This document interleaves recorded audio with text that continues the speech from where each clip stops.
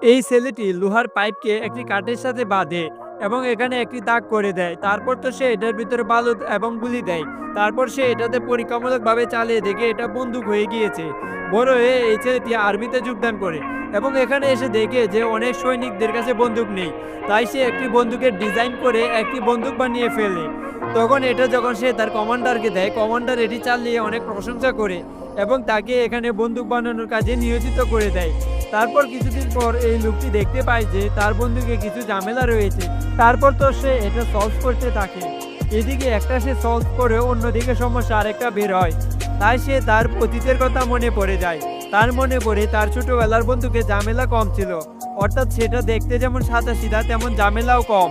বন্ধুরা, তোমরা যারা এই মুভিটি দেখেছো তারা কমেন্টে জানাও, আর না জানলে কমেন্টে জানাও, আমি নাম বলে দিব। আর এই ভিডিওর পার্ট 2 দেখতে হলে এই ভিডিওটিকে লাইক দিয়ে এই চ্যানেলটিকে সাবস্ক্রাইব করে রাখো। ধন্যবাদ।